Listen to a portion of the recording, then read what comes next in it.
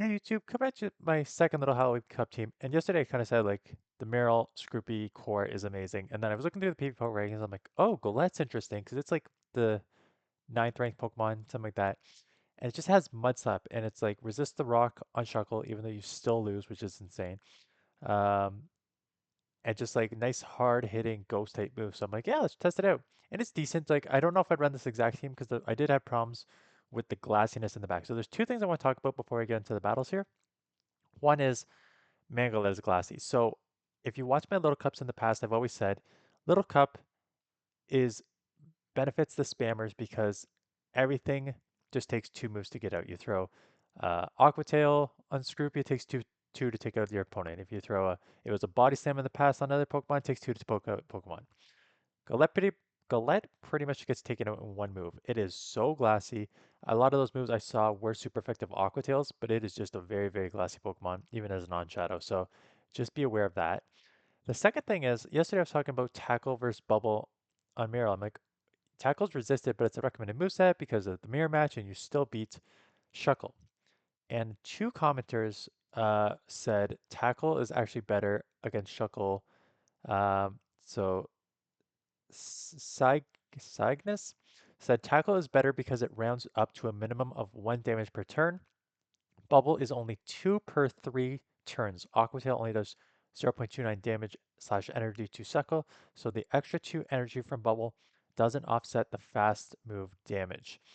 And that was again uh, PTM or PT McMahon said, here's what's wild. Tackle on Meryl is actually better for Shuckle. Shuckle only takes 2 damage from Bubble, but it's a 3-turn move. Tackle rounds up to 1 damage per turn, so resisted tackle is more damage per turn than Bubble despite Shuckle being weak to water. So, kind of an interesting, and it's funny because I always look at the damage per energy when I'm doing these analysis, but I don't actually look at like the raw damage. So the fact that tackle gets rounded up to actually 1 damage per it just makes sense when you look at the numbers like that. It's like, yeah, damage, tackle gets up rounded up to 1 damage per, and it's a 3 turns equivalent to bubble, which is only 2 damage. So like, yeah, it actually does more, which is insane. Um, and both kind of explain that as wild, which it is. So thank you for that. Yeah, let's look at the team, see where it has strengths and weaknesses. So Inkay, gonna just stay in here. Um, Psychic is super effective against Scroopy, and then again, Golett is just very glassy, so you're going to see it can't take a lot of damage here. So easily stand there, and hello, we've seen this matchup yesterday. You're probably going to be seeing a lot of that this week, seeing this matchup because there's like 10 usable Pokemon. But this is a good matchup for us because the Poison Sting Cross Poisons are super effective, and um, Meryl is obviously very defensive heavy, so it has a very low attack. Yeah, so when I said it takes 2 moves to take out the Pokemon, not with Meryl and Chuckle, because those two are just so defensive heavy and their attack is so low, it usually takes 3, which is why you're seeing, I could have lived this, but I know they're going to get another move off if they want. And out comes a Clodsire, so I'm just going to chip this. I don't need to chip this, I could come Golett right away. Uh, and here is the slap. Can I slap this all the way down before they get to move? I don't think so, which is why I decided to throw. I'm like, if you're going to throw a move, I want to grab this shield from you. And they just decide to let it go. So now, oh no, I was gonna say, so now we're gonna mud slap the rest. Okay, Tenta, cool. So I can just come straight to mud slap user and get hit with a bubble mural. So as you're gonna see here, the Nightshade, sorry, is a really nice move in terms of damage per energy. Like, look how much that does on this Pokemon. Again, Galett's a more attack heavy Pokemon. Um, I'll give you the numbers just compared to Scroopy just to give you an idea. But that does, it's like a 2+ damage per energy move. So it was pretty nice there. Anyways, once they had bubble, I just decided to come mirror match because I just resisted all the bubbles. I know they have a tentacle in the lead. I just want to try and like farm up, come out with some energy that I can chip with the tentacle.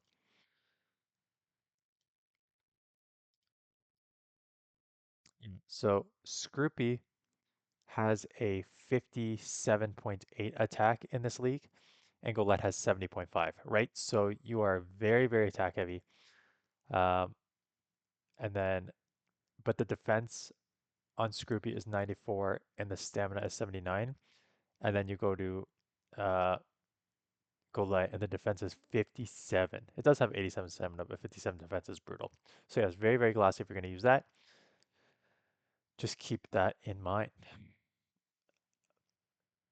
So Tentacruel, I actually saw, this is the second day. Um, I actually saw more people attempting to be core breakers here, right? So look at Tentacool, pretty decent option because you have the poison for Marill and you have the water for Shuckle. I saw a Pumpkaboo today, which is a grass ghost. Uh, and the ghost, if you're running Marill, resists all the moveset. Like the grass resists the Aqua Tail and the ghost resists the tackle and the body slam. And then you have a grass for Shuckle, right? So people, I mean, that's grass only neutral because it's half bug, but uh, like if people are trying to, I think at this point, if they don't have the core, again, I saw the core as you're gonna see here. I think this is, yeah, we've already seen Meryl in this one, I think. Um, I saw that core Shuckle Meryl a million times, which like if you have it, use it for sure. But I think people at this point are just trying to go like the hardest off book counter that they could pick to try and beat these Pokemon.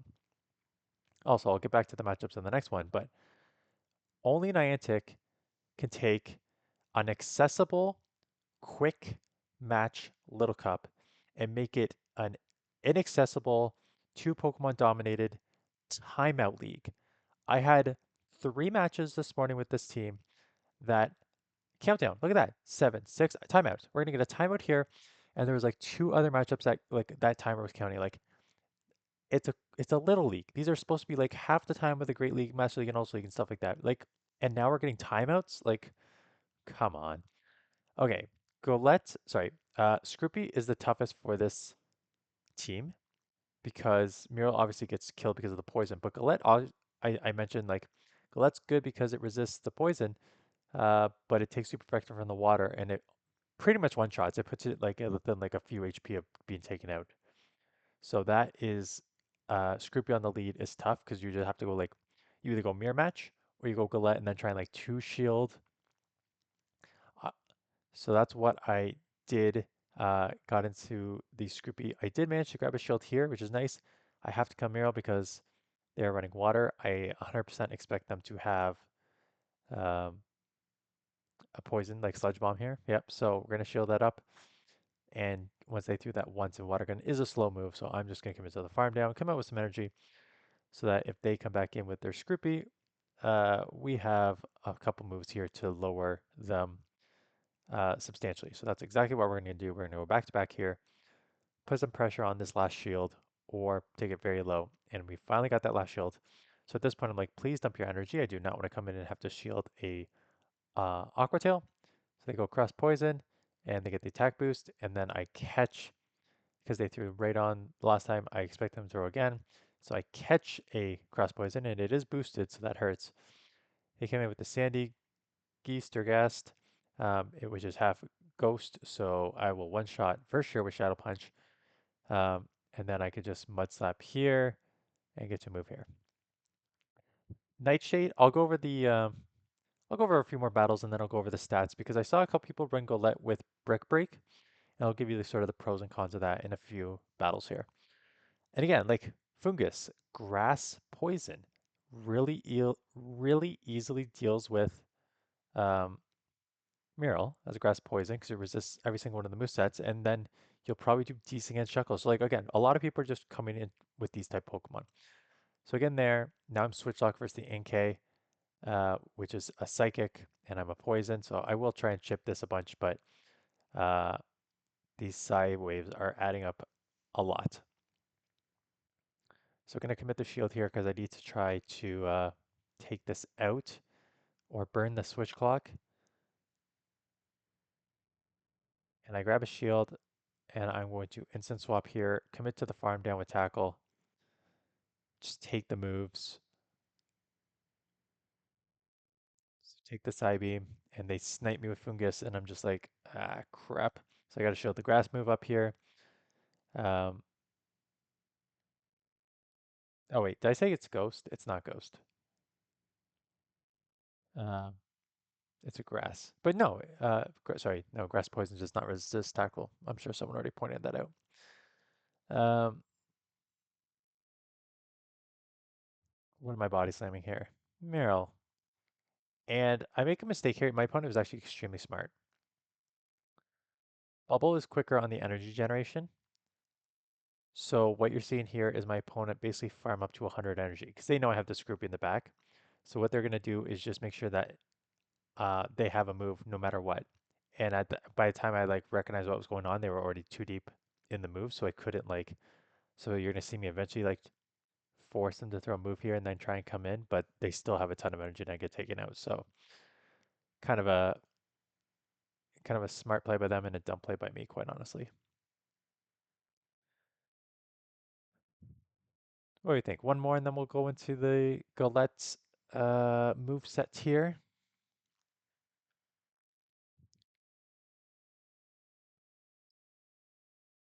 These matches take so long. Oh my goodness. So long and so boring in some of these matchups too, because you got again, it'd be fine if they were doing like 50% damage each, but to do like 25%, 30% is annoying. Okay, again, bad lead here. This time I just go straight into Golett, and again, going with the Nightshade, and I'll tell you why right after this matchup, how strong it is, and as you can see there, this must be a non-super excelled. That's the th you can't tell truly with the CPs. You can on Shuckle. Shuckle's very obvious how underpowered it is. Murals you can't until you throw a move. Because Marill, you can have a Pokemon with like 296 XLs and be around like 498, or you can have a Pokemon with like 20 XLs and be around that. And you can really see the difference on these charge moves there. So you just got to be like kind of like throw the move and just kind of figure out how many XLs are on are in the Pokemon. So coming to mirror match, I lose CMP here, so I'll let one move go. So they're gonna get the move off. Again, they're gonna get the second move off. So there's no point of me even trying to like get a move off here. It's just complete farm down here. I don't even get to move, but it's just complete farm down and shield here. So that's no problem. Um, and what do they have left? Is this the double? Yeah, this was double fairy team. So unfortunately for my opponent, they shield this up and I get the attack boost. So I'm like, oh yeah, there's no way I'm letting this go. Um, and what is in the back but a Cottony, which is double weak to poison. So I will easily outpace here, resist the charms, double boosted poison moves to get to a cross poison and take this out. Okay, what makes Golett interesting, um, besides just the hard hitting Mud Slap, right? We already kind of know Mud Slap. 3.33 energy per turn, 4.8 damage per turn. Um, but it's got three moves. Nightshade is a must. Nightshade is 45 energy for 96 damage, 2.13 damage per energy. So like a really, when you can get 2.13 damage per energy for a 45 energy move, you 100% do that. So a great damage per energy move in Nightshade. It has two other moves, Shadow Punch and Brick Break. Now in terms of damage per energy and getting to the moves, Shadow Punch is by far the winner. 35 energy for 66 damage for 1.89 as opposed to Brick Break, which is 40 for 40. So in terms of getting there to fast move, for Shadow Punch it's 4343, but Brick Break is 4444. So why did I see multiple opponents run Brick Break today? Well, it is still one faster than Nightshade, and obviously with Brick Break you have a 100% chance of lowering your opponent's defense. So if you want to just lower their defense to get, and Mud Slap is one of the main strengths of this Pokemon.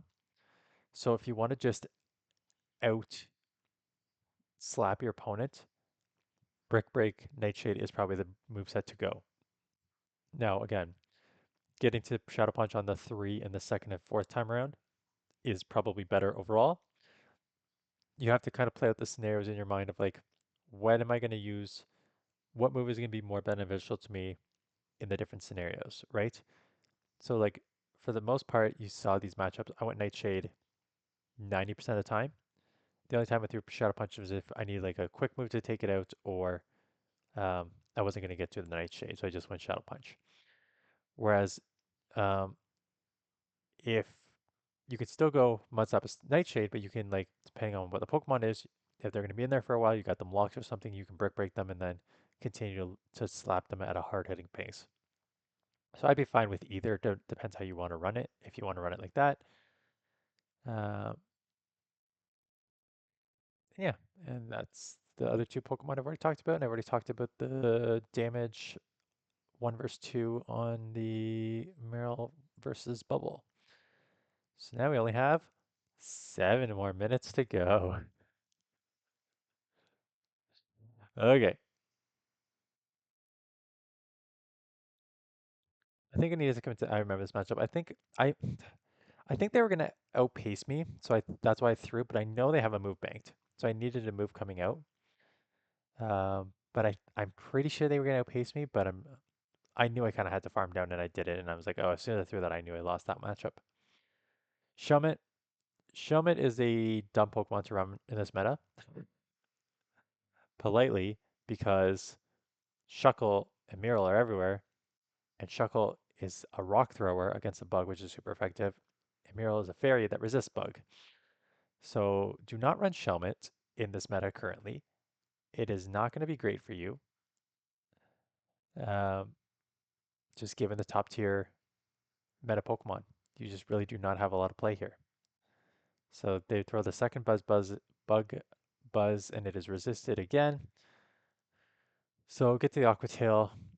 This thing has always been kind of sneaky bulky though. Like this is gonna be my third Aqua Tail, and it will live. I remember playing with it when Little Cup was actually a Little Cup, um, and it was always kind of bulky. Throwing a move here again. This is me just being slow. The obvious, very easy answer is go Golett right away because they are poison and I resist the poison and I Mud Slap super effective. So I don't know why I delayed so long there. That was a mistake on my part. But at this point, Golett, sorry, Slowbro 471 is pretty underpowered, or is it one of those? It's an evolution, so it probably does evolve by 30, which is why those are not great. Why am I shielding? Because this is clearly a double poison team, and I'm just going to commit to the farm down. Like, that's the stuff you need to recognize. Like, why do they switch into their one poison right off the bat to draw to ground that your bug beats in the front, right? Um, I'm sure I'm going to have to let one of these Aqua Tails go, but you're going to see here how much it does, and I'm already shielding because I already know how much it does.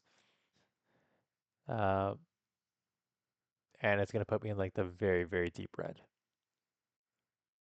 right? So I can get a Shadow Punch off here, and this is actually where Shadow Punch is better if they let this go. I mean shield it, because now I'm going to get to a second move. So it is this, I would not get to Brick Break here and not do anything with Brick Break. But here I do get to the second Shadow Punch to grab a shield. So better, I think in that perspective, I come in here and just kind of force them to throw. I do not want to take that super effective move on Miro. So yeah, I'll take these moves here. Uh, but now I just got to worry about like a second poison in the back.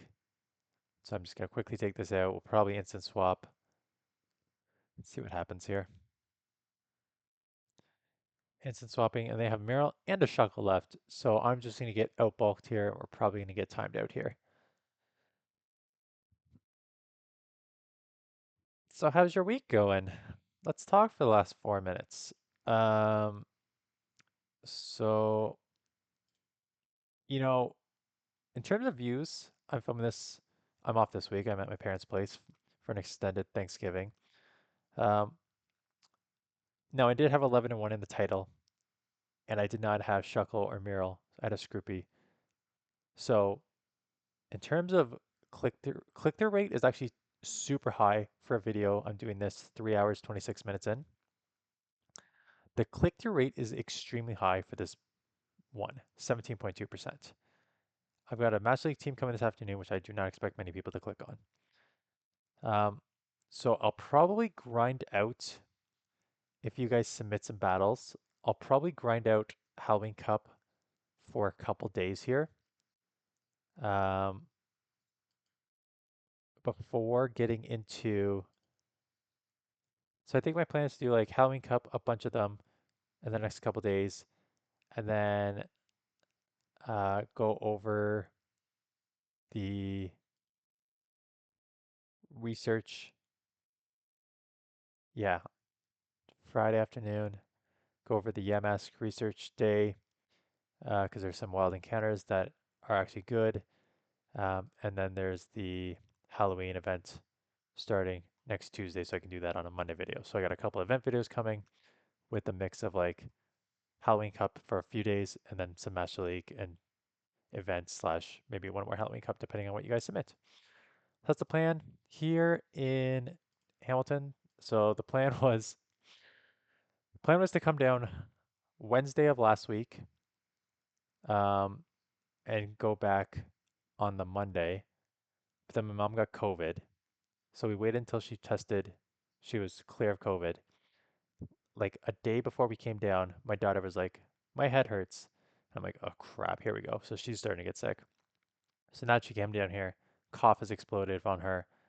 So she's just like glassy eyed, low energy, coughing a ton. And it's been like 2 or 3 days. So now my son is starting that like sniffle and wiping his nose. I'm just like, oh crap, you're gonna get the full blown thing in a day here. And my wife is like, I don't feel good. I'm like, oh crap, you're gonna get it too. So right now I'm fine.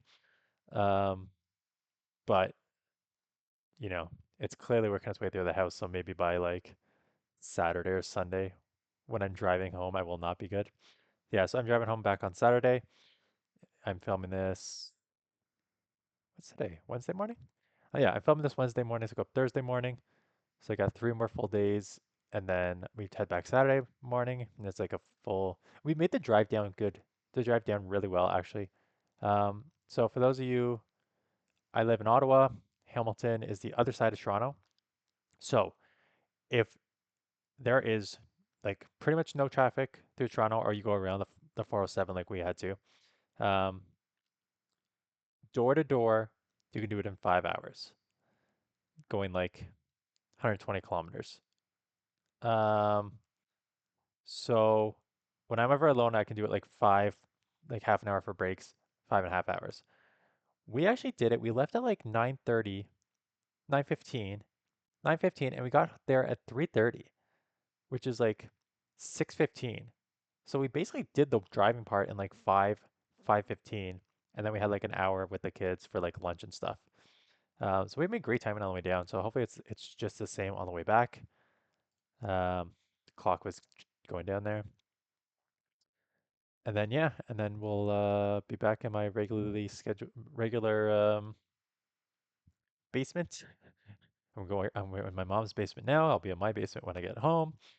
Um, and just keep it going. Anyways, that is it. Thanks for watching, and I'll see you guys in the next one.